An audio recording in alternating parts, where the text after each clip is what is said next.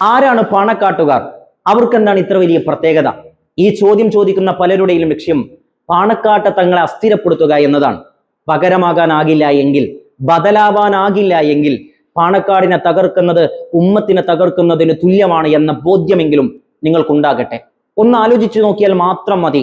പാണക്കാട്ട് തങ്ങളുടെ വീട്ടുമുറ്റത്തല്ലാതെ, പാണക്കാട് തങ്ങളുടെ നേതൃത്വത്തിലല്ലാതെ മുസ്ലിം അവാന്തര വിഭാഗങ്ങളെല്ലാം ഒരുമിച്ച് നിർത്തി മുസ്ലിം ബഹുജന സാമാന്യമായ ഒരു രാഷ്ട്രീയ മുന്നേറ്റമെങ്കിലും സൃഷ്ടിക്കാൻ പാണക്കാട് തങ്ങൾക്കല്ലാതെ മറ്റേത് സയ്യിദിനാണ് സാധ്യമാവുക?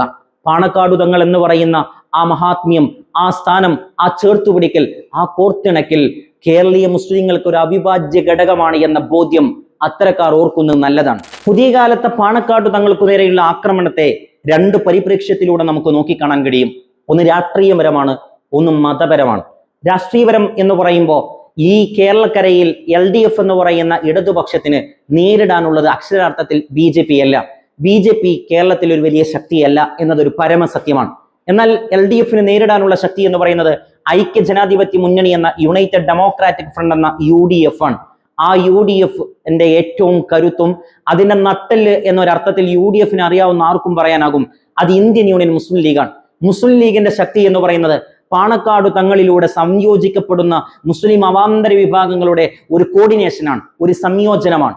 അത് നഷ്ടപ്പെട്ടാൽ, പാണക്കാട് തങ്ങൾ നഷ്ടപ്പെട്ടാൽ, പാണക്കാട് തങ്ങളുടെ വിശ്വാസ്യതയെ തകർത്താൽ, പാണക്കാട് തങ്ങൾ എന്ന ഫാക്ടറി ഇല്ലാതായാൽ അവിടെ മുസ്ലിം ലീഗ് നശിക്കും, മുസ്ലിം ലീഗ് നഷ്ടപ്പെടും.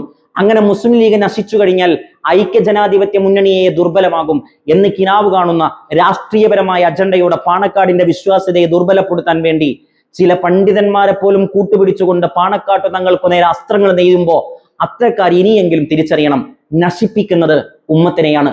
കമ്മ്യൂണിസം എല്ലാ കാലത്തും ഇത്തരം കുതന്ത്രങ്ങൾ കാണിച്ചിട്ടുണ്ട് എന്ന ചരിത്രത്തെ അവബോധമുള്ള ആർക്കും നിസ്സംശയം പറയാനാകുന്ന ഒരു പരമമായ അനിഷേധ്യമായ ഒരു സത്യമാണ്. എന്നാൽ മറ്റൊരു ആക്രമണം മതപരമായ പ്രതലത്തിൽ നിന്നാണെന്ന് നാം നേരത്തെ പറഞ്ഞു വെച്ചു. പാണക്കാട്ട് തങ്ങന്മാർ പുതുതായി ഒന്നും തുടങ്ങിയതല്ല. കാലാന്തരങ്ങളായി പൂർവികന്മാർ അനുവർത്തിച്ചു വന്ന ശൈലിയെ അവരും ഒരു കീഴ്വഴക്കം പോലെ കൊണ്ടു നടക്കുന്നു എന്നതാണ് പാണക്കാട്ടെ ലീഡർഷിപ്പിന്റെ ഒരു പ്രത്യേകത. അതിനൊരു പാരമ്പര്യമുണ്ട്, ഒരു പൈതൃകമുണ്ട്. ആ പെരുമയിലൂടെയാണ് അവരും മുന്നോട്ട് നടക്കുന്നത്.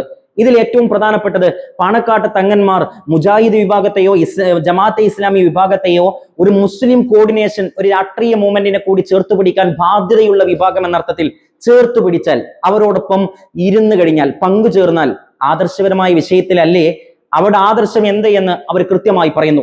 പാണക്കാട്ടേക്ക് കയറി ചെല്ലുന്ന ആർക്കും ബോധ്യപ്പെടും.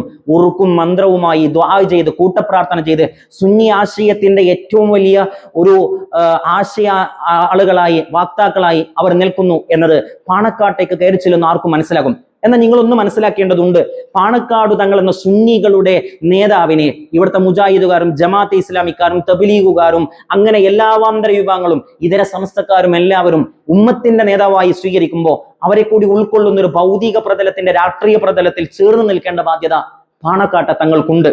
അത് നിർവഹിക്കുമ്പോൾ പാണക്കാട്ട് തങ്ങളെ മുജാഹിദിന്റെയും ജമാഅത്തെ ഇസ്ലാമിയുടെയും തബ്ലീഗിന്റെയും മറ്റു തുടങ്ങി എന്തെല്ലാം വെറുപ്പിന്റെ ഈ ചാപ്പകുത്തലുകൾ നടക്കുമ്പോൾ അത് അപകടമാണ്, അപകടമാണ്, അപകടമാണ് എന്ന് നമുക്ക് പറയേണ്ടി വരും. കുട്ടശ്ശേരി എന്ന് പറയുന്ന മുജാഹിദ് നേതാവിന്റെ പുസ്തകം പ്രകാശനം ചെയ്യാൻ പാണക്കാട് സയ്യിദ് ഹൈദർ അലി ശിഹാബ് തങ്ങൾ എന്ന പൂർവിക നേതാവ് കടന്നുപോയിട്ടുണ്ടായിരുന്നു. മുഹമ്മദ് അലി ശിഹാബ് തങ്ങൾ നമുക്കതിൽ കാണാൻ പറ്റും.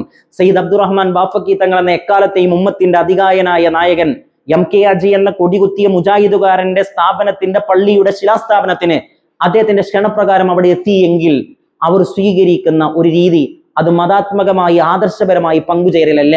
എന്നാൽ അവർ നിർവഹിക്കുന്ന മുസ്ലിം സാമാജ്യത്തിന്റെ അധ്യക്ഷതയിൽ അല്ലെങ്കിൽ അതിന്റെ നായകത്വം വഹിക്കുന്ന ഒരു വ്യക്തി എന്നർത്ഥത്തിൽ അവരെ കൂടി കൂട്ടിപ്പിടിക്കേണ്ട ബാധ്യതയുള്ളവർ എന്നർത്ഥത്തിൽ അത് ചെയ്യുന്നു എന്നാണ്. അതിനോട് എന്തിനാണ് അസഹിഷ്ണുത? അവരെപ്പോഴാണ് ആദർശപരമായ മതാത്മകമായ പ്രതലത്തിൽ നിന്ന് ഇപ്പോഴാണ് അവർ വ്യതിചലിച്ചു പോയത്? അങ്ങനെ നമുക്ക് കാണാൻ കഴിയില്ല.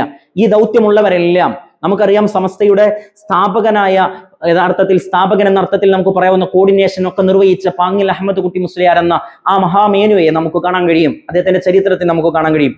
PA സാദിഖ് ഫൈസി താനൂർ എഴുതിയ പാങ്ങിൽ ഉസ്താദ് എന്ന ഒരു കൃത്യമായ പാങ്ങിൽ ഉസ്താദിനെ കുറിച്ച് ഒരുപാട് പുസ്തകങ്ങളില്ലെങ്കിലും രചിക്കപ്പെട്ട ഒരു പുസ്തകത്തിൽ നിന്ന് CP ബാസിത്ത് ഹുദവി തിരൂർ എഴുതിയ ഒരു പുസ്തകമാണ്. ഒരുപാട് സമാഹരണമുണ്ട്. അതിൽ 3ാമത്തെ ലേഖനമാണ് പാങ്ങിൽ ഉസ്താദിന്റെ പൊതു ഇടങ്ങൾ. ഞാൻ വായിച്ചു തോർക്കുകയാണ്.